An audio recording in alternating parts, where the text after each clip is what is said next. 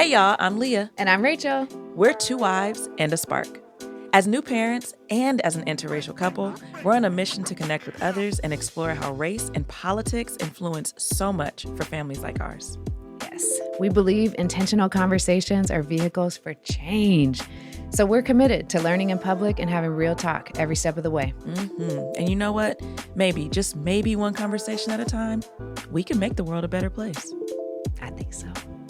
So let's jump in, y'all. Here we go, season 3. Woo, woo, woo, woo. We're back. We're back. Two wives and a baby. Here we are, y'all. Season 3. What a journey it has been. Around this time, we had just launched season 2. Yeah. A year ago? A year ago. Is that true? Yeah. Oh, man. Like episode 1 had just launched. No, season 2 was finishing in December. Is it true? Yeah. Oh, my gosh, y'all. It's all a whirlwind. It is all a whirlwind. And we are just starting season 3. And we did end season 2 by saying we don't know. No idea. We don't know what the timeline is going to be. When we'll be back. Leah was like, don't put a date out there. And my brain was like, but shouldn't we say what we want to do? And shouldn't we make you a glad plan? you listened to me? Aren't you so thankful? God bless you, Leah. Thank I'm you. so thankful for you. More praise. No. Yep. I'm just kidding. It has been a minute, y'all. We are so excited to be back with you for season 3. Woo, woo. So excited to share with you how we're doing to just kick off this season.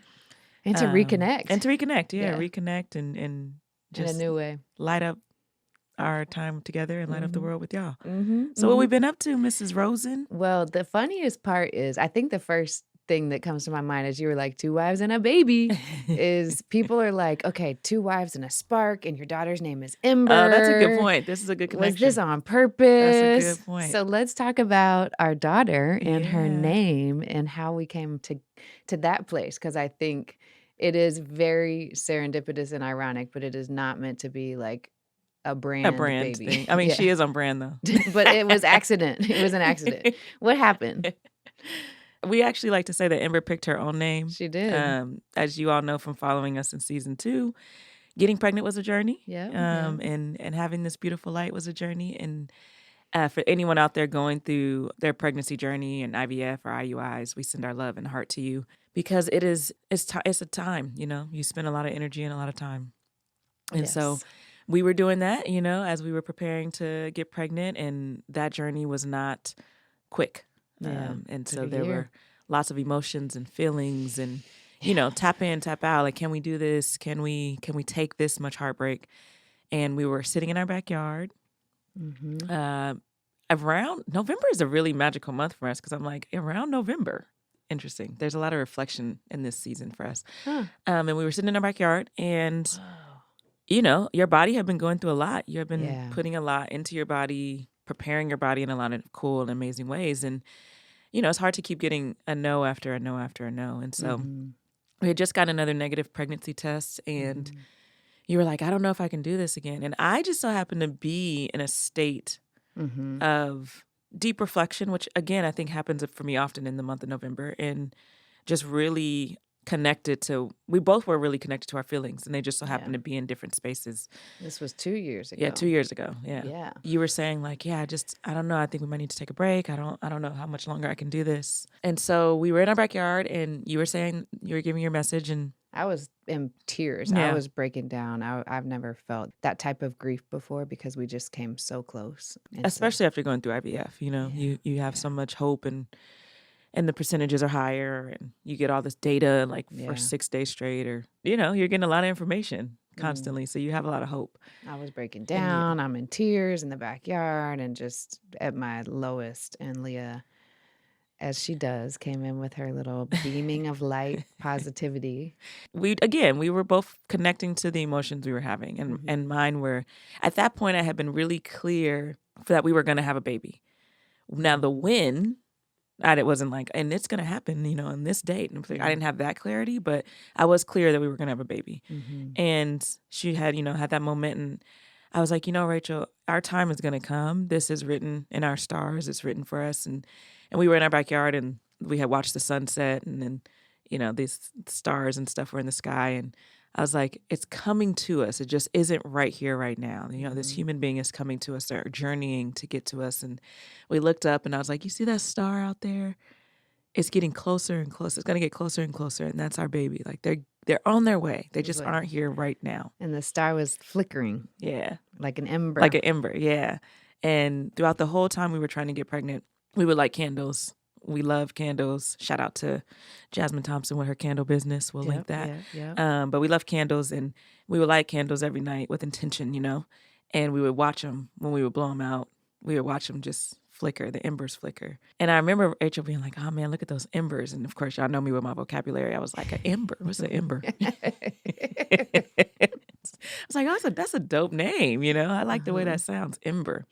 And so for a long time, we just called, you know, the human coming to us an ember. Mm-hmm. We're like, they're not going to go out. They're going to have this light, you know? We're not giving up We're not hope. giving up The hope. flicker's going to keep going. Yeah. And so we held on to that throughout the pregnancy. And we were like, you know, we had other names too, but nothing kind of hit us the same way as ember. Right. Especially after we got in a really bad car accident. Right at 9 months pregnancy, right? A couple in the month weeks of January before she was born. Yeah. Really, really bad, really scary. Mm-hmm. And we spent time in the hospital, and I think that really crystallized for us, like, this is probably going to be her name. Like, yeah, she is a light. She is a force. She's a force, yeah. Because it felt like not going nothing was about to break us with that accident. I mean, all things considered, you look at our total car and everything, nothing made sense that we walked out of that with no broken bones and with a healthy baby. Yeah. And so when we met her, we were like, we'll know for sure if this is meant to be her name when we meet her. And we met her.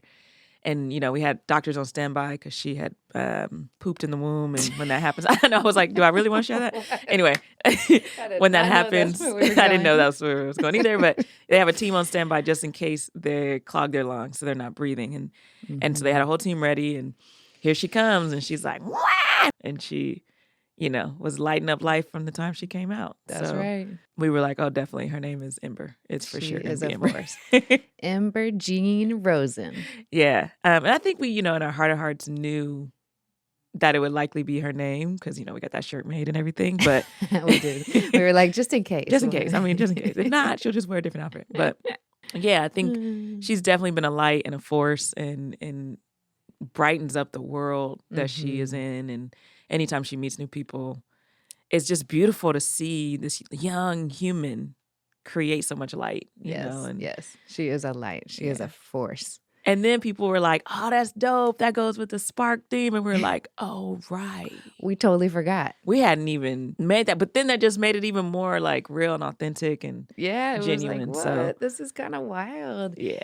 She is a spark of light and love. And so, yeah, why not? You know, it doesn't have to be this like, oh my gosh, thing about the brand. It's more about like, man, this really fit our family. And we talk so much since we first met. There was like a little chemical reaction with our knees touching, right? And this like flicker, light, fire is a big part of our relationship. And so why not bring more light and like just be unapologetic about we're a family of fire and light and that's cool in all of its different forms, you know? Yeah.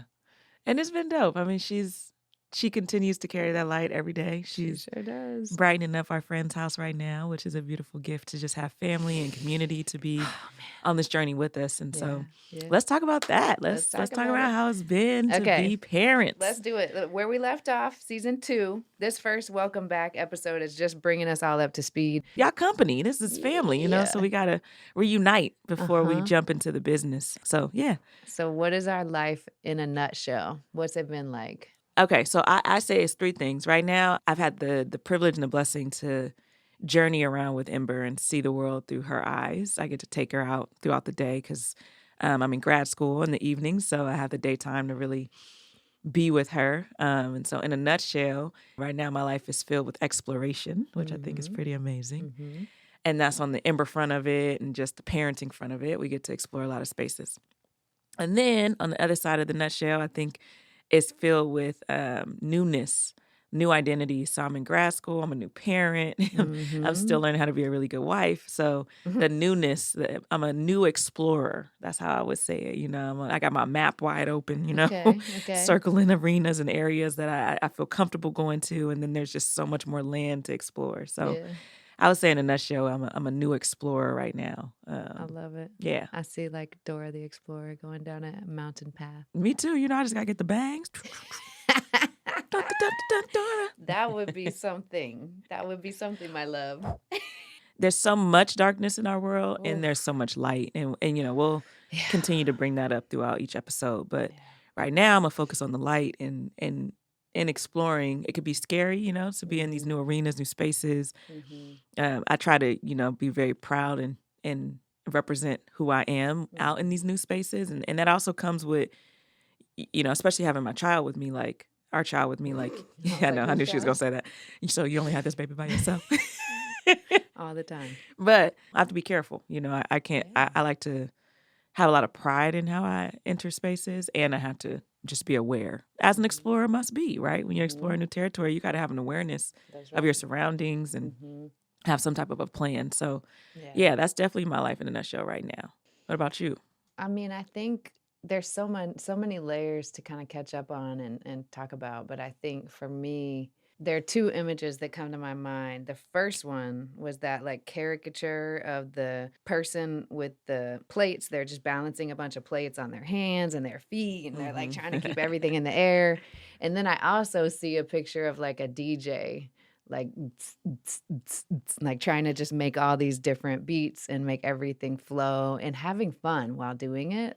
Keep the jam. Yeah, I mean, I think coming into this year, I had a lot of feelings and like a nervousness about, I run my own business and have a team and a whole practice that I was stepping away from for 2 months and some change. So that journey from January 27th to April 1st was big for me. And then coming back entering into motherhood and learning, just as we've talked about a million times, reintroducing myself to myself and to each other, and like just learning how to balance all the identities that are surfacing. So I think there's just a lot of balancing for me to keep things rolling and humming, but also to not feel pressure to like do things the old way, like learning new beats and new ways of really trusting my intuition and trusting that I can balance it, but it's just going to take a new muscle that I didn't have before.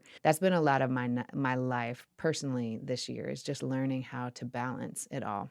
That's a good And to that's a be good one. present with you and with Ember, because these days and these hours are so precious with her. And I've just learned that there's nothing, I mean, I knew this, but I didn't realize how in every ounce of my being I would feel that nothing is more important than her in every ounce, right? And so like what that's realigned me to or reconnected me to is a deeper anchor, of like nothing can shake this because it's for her. And so that has required me to create whole new habits that I didn't have before, if that makes sense. Yeah, no, that makes complete sense. I think as you were saying that, what I was realizing is like we've rewired unconsciously in a lot of ways our own brains, right? Because I even think about, I have a lot of different fears from my own childhood and upbringing, but there's something that has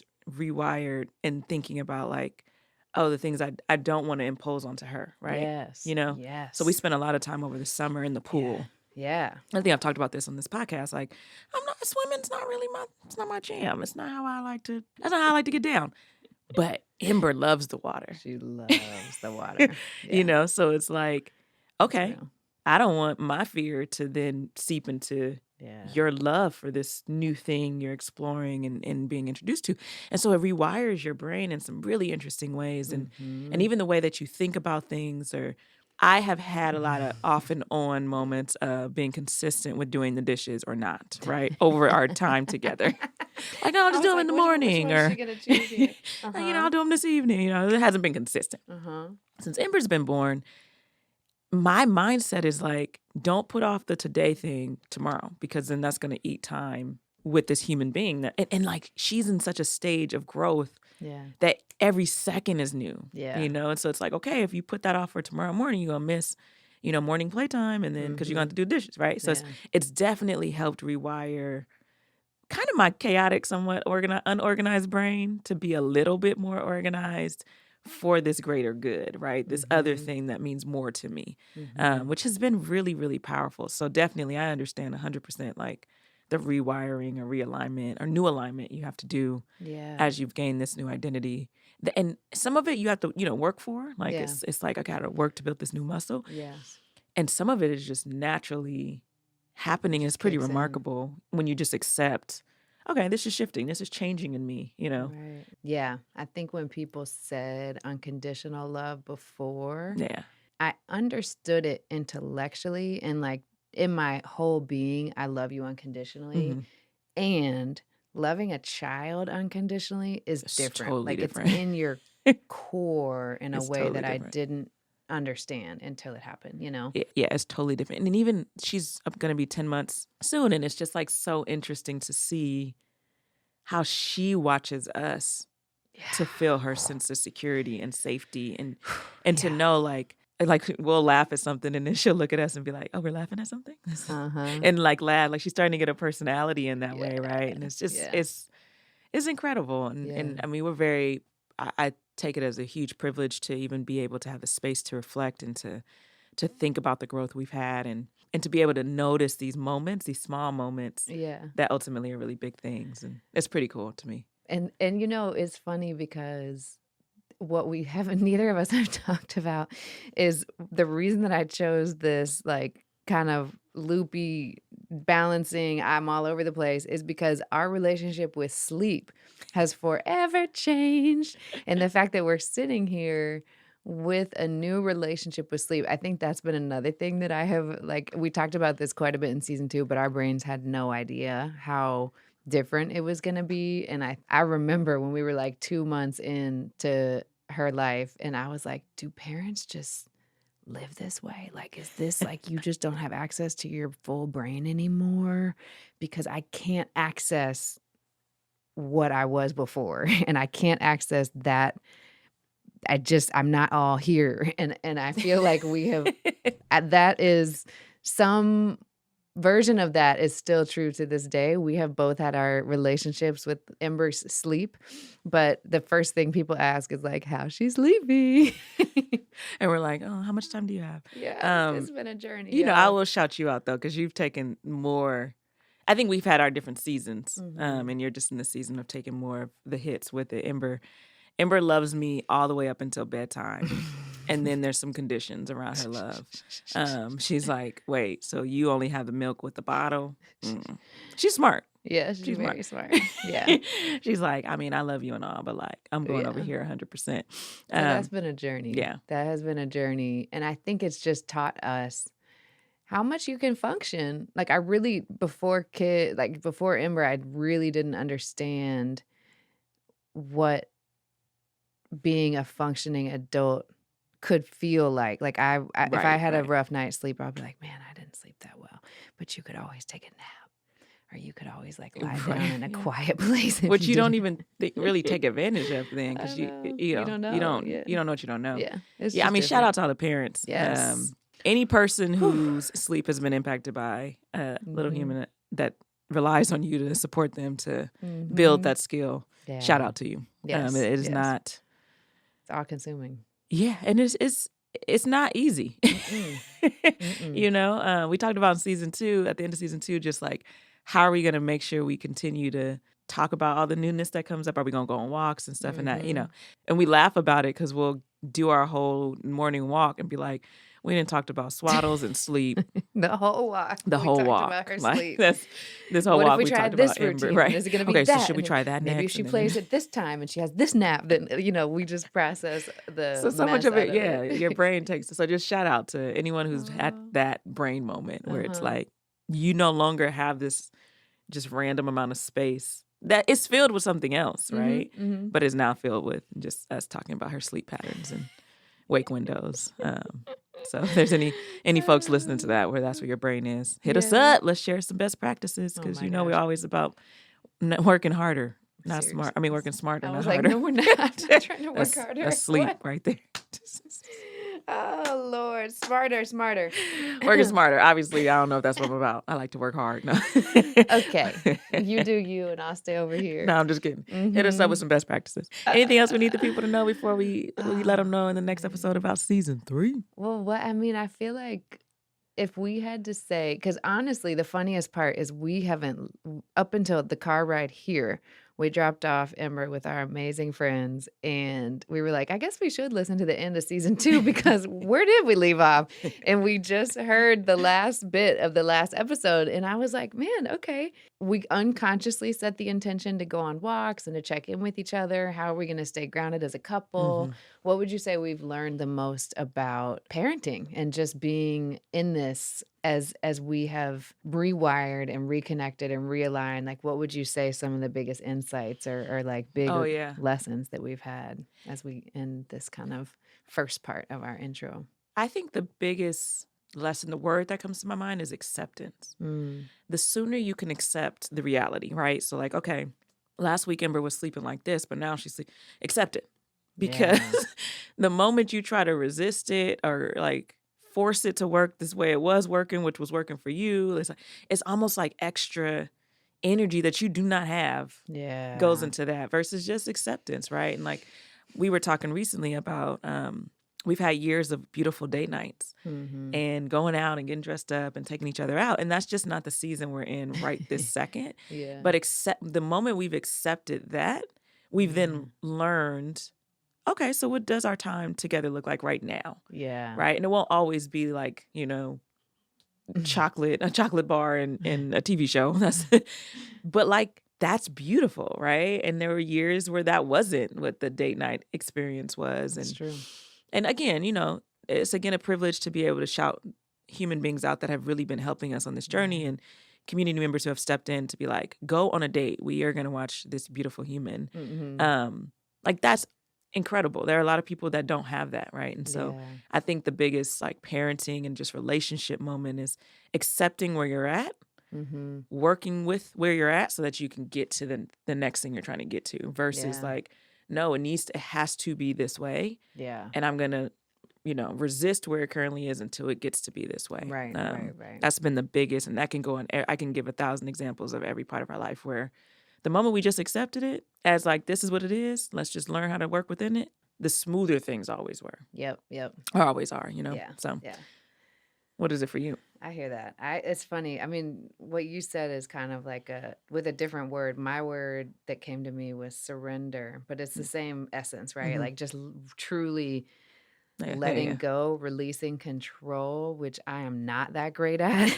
So it was like, ooh, surrender means something different when you are sleep deprived and just trying to get it right, all these things. And so I think staying unattached, I was so thankful for our dear friends, Dustin and Willow, who were like, just remember, everything is a phase. Everything is a phase. So nothing is going to last forever. Don't forget that. So like, she's not sleeping tonight. It's a phase.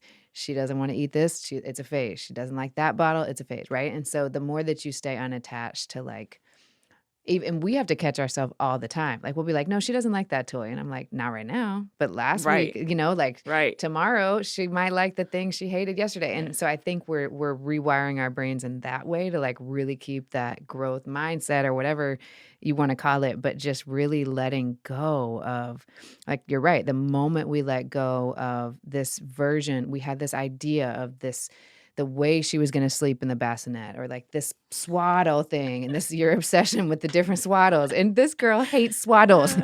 She has told us since day one. She hates them right now. No, I'm just no, kidding. we have fully accepted that one. She's too old for them.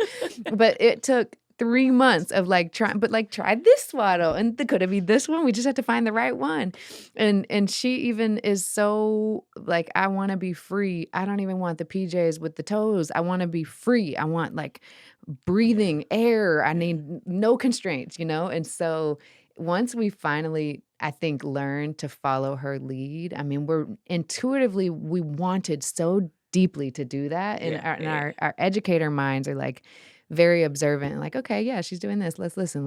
We're very curious and listening and observant, but when we finally said, "Oh, I think she's trying to tell us this." yeah, Like, yeah, it's the 5th time that she's done this, or maybe it happens accidentally, like, "You know what? Let's just let her sleep on the pillow and see what hap," whatever. yeah, Like, "Let's take a nap together in the bed," yeah, whatever. Like, just the little moments where we finally surrendered, that's when everything would click, and so I feel yeah. like that surrender piece has been my insight of this whole journey is the more practiced I get at that, which I think I'll always be a work in progress because it's so not intuitive a lot of the time, but, like, the more I try to really let go and to truly listen to her, she's teaching us. She's telling us exactly what she needs, you Mhm. know? And I think the power of it is she's then learning to trust her own body. And I think the Right. most remarkable thing about watching this young person is, like, she's very in touch with her body. Yes. And it's, like, so beautiful to see her building that relationship and strength with her psyche. That probably, if I have to think about, like, the most beautiful part of having this human being in our lives is, like, watching her build this strong relationship with herself Yes. is dynamic. And so because it's so dynamic and heart-touching to me, I'm not gonna get in the way of that. So if that means you gotta accept what's happening right now, like, to get yourself out of the way, because if you get yourself in the way, you're gonna interfere with this thing you think is so beautiful. Mhm. That's what's helped me, really take a step back and be like, "Okay, remove your if you gotta remove yourself because it's gonna cause a knee Mhm. issue, then you gotta do that," right? Because that's Ah, it's incredible. It's just remarkable to be able to see someone so young, ah, so confident in themselves. yeah. Yeah. And I think the last thing I'll say is to turn a little bit of a corner for me, I think it has been this bittersweet, eye-opening experience as a parent to see how much of a sponge she is Mm. and how easy it is for parents to project their fears. And so I wonder about, the state of the world and how much hatred there is and how much pain kids absorb so early on. That is how we got where we are as a country, is I think that Yeah. there's Oh, yeah. so much pain that's getting passed on from generation to generation, and it's painful to think about that layer of this dynamic because we're trying to be as conscious as possible, and we know we're still probably passing on things that we may not mean to or whatever the case, but when we get to watch little glimmers of her confidence building and like the first moment, her sponge moments of like how deeply she's watching us and Mhm. observing. And we kind of started joking with the mirror. We would kiss it and be like, "Mwah, self-love. Like, Yeah. look, I love myself." And we were doing it kind of jokingly. And then we watched her the next day kiss herself in the mirror. And we Any were mirror. like, Any mirror. did Anytime she she sees did herself, that, and she gives now herself a sh kiss. on it and it could be a window, she sees a reflection of herself, mwah, Mhm. a mirror, mwah, and Mhm. she just the self-love is It's rich. so rich, and It's you think rich. about the alternative of what could have been if we didn't take that moment, or just, like, every micro moment has such macro impacts. My brain just can't stop thinking about how children really are vessels, and they really do absorb everything. And so I'm holding that as we think about this season and why we're fired up to come in here and have these conversations because there's so much still for us to learn and there's still so much to unpack. Yeah. Just even being able to out loud communicate what we're feeling and thinking has already just been so rich. Because we always kinda have, like, a idea of what we're gonna talk about, but just even hearing your reflections, you hearing mine, I think it's such a rich opportunity. So we would love to turn it over to y'all and hear from you too, right? Some of you listening may have kids, you may not have kids, so it doesn't have to be kid related, but That's true. it is just interesting to hear from you what you're accepting or surrendering, in your life since we were last in your ears. If you're catching up, if you had just listened to season 2 or if you listened to it while we were dropping them, like, share with us, like, what's going on with you? What have you accepted or surrendered? And where are your joy spots and hard spots right now in life. It's Mm-hmm. always, this is an interactive podcast. If you're new to it, we love hearing from our audience. And just shout out to folks who send us voice notes, voicemails, emails, text messages. We love getting that stuff. It's what keeps us fired up to come back for every season. And we just thank you, because we know it takes an extra step to go out of your way to be like, okay, let me respond and tell you what I appreciated or what I'm going through. So shout out to you all. We're super excited to bring season 3 to you. We have so much to share with you, and we'll do that in the next episode. Yeah, we're going to break it down and tell you everything about what to expect and all the things that are in store for this season. So,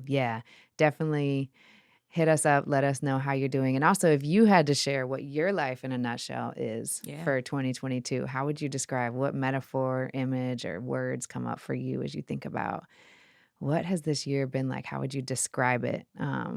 We'd love to hear. Yeah, 100%. Yeah, because we can't go out and people watch like we used to on our date nights. For real. We need will people watch through your stories?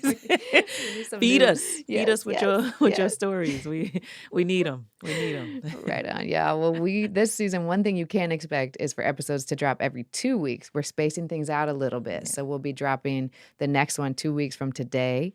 And we'll be popping in on Instagram lives and stuff like that in the weeks in between. But yes, if you're not following our Instagram, 2 Wives and a Spark, go ahead and follow that. We're going to be adding more content there. Lots of stuff about Amber on there. So if you don't want to miss that, go ahead and make sure you go over there and click the follow button.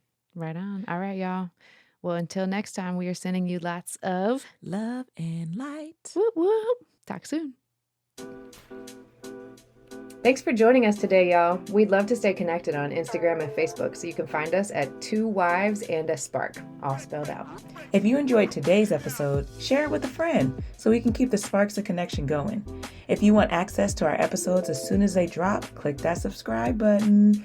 Every rating and review helps others find us, so thank you in advance for letting us know what you think. I'm Leah. And I'm Rachel. Thank you for listening to 2 Wives and a Spark.